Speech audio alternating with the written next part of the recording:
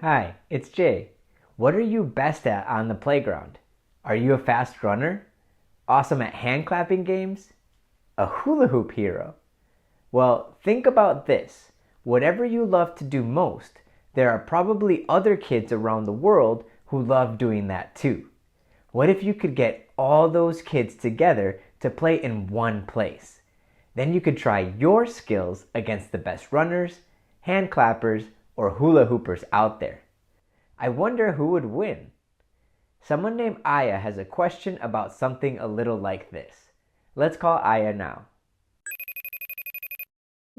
Hi, Jay. Hi, Aya. I have a question for you. Why are the Olympic Games so popular?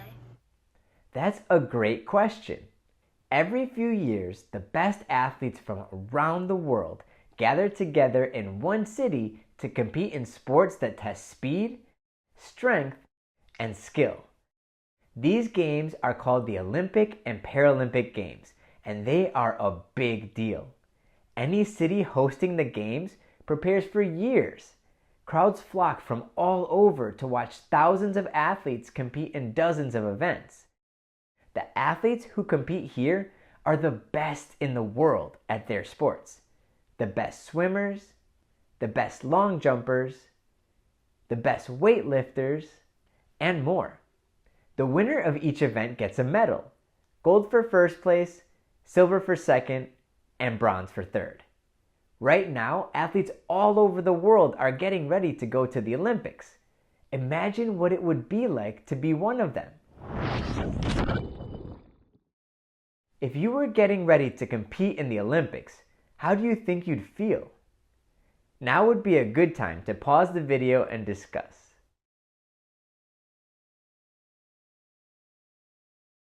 Okay, you ready? If you were about to compete in the games, you might be pretty nervous. What if you mess up in front of thousands of people? What if your competitors are really good? It's a lot of pressure. But you'd probably be pumped too. You get to meet amazing athletes from all over the world. You get a chance to compete against the very best for gold medal glory. Sounds pretty fun.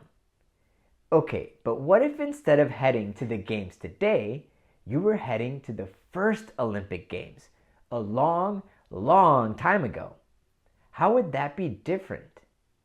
The earliest Olympic Games took place in ancient Greece, thousands of years ago. If you were an Olympic athlete back then, you'd be getting ready to travel to a place in Greece called Olympia, where the games were held. That's where the Olympic Games get their name. Once you got there, you'd compete in sports like foot races or chariot racing. You probably wouldn't have much special equipment or clothing. Runners ran barefoot. And if you won, you wouldn't get a gold medal. Instead, you might get one of these: a crown of wild olive branches. Still, even back then, winning at the Olympics was a huge deal. Thousands of people traveled from all over Greece to compete or watch the games. Winners sometimes had statues made of them in their hometowns. Poets wrote songs about their accomplishments. The Olympics today are a tribute to those ancient Greek Olympic Games. But that doesn't mean they are exactly the same as they were thousands of years ago. Back in ancient Greece, only some Greek men were allowed to compete in the Olympics, mostly soldiers. Today, women and men from more than 200 different countries can and do compete. Athletes with disabilities also compete in games alongside the Olympics called the Paralympics. The Paralympics did not begin in ancient Greece. The games that became the Paralympics began in the 1940s when a hospital in Europe held a competition for athletes who used wheelchairs. Over the years, this competition grew and became more and more popular and competitive until it became such a big deal that it started being held alongside the Olympics. Because of these changes and more, the way athletes compete at the games also looks really different now than it did in ancient Greece. Runners don't run races barefoot anymore. Far from it. Check out these specially designed shoes for Olympic sprinters. They help runners grip the track, run faster, and keep from getting injured. Similarly, some Paralympians use specially designed prosthetic legs like these to help them run fast. The Olympics and Paralympics today also include some sports that the ancient Greek Olympics didn't have at all. One of the biggest changes they've made over the years is this: winter sports. Back in ancient Greece, sports were only included if you could play them outdoors in the summer. Today, the Olympics and Paralympics have a whole separate competition in the winter for snowy and icy sports like figure skating, skiing, and snowboarding. Also, every few years, the organizers of the Olympics and Paralympics consider brand new sports to add to the games. Even in the summer, some sports have been added that the ancient Greeks never imagined. From surfing, to this sport called breaking, or this one called goalball.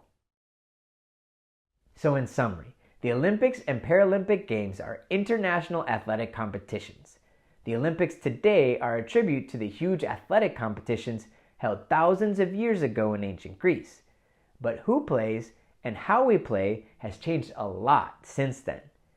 Those changes have made the games more interesting and more competitive.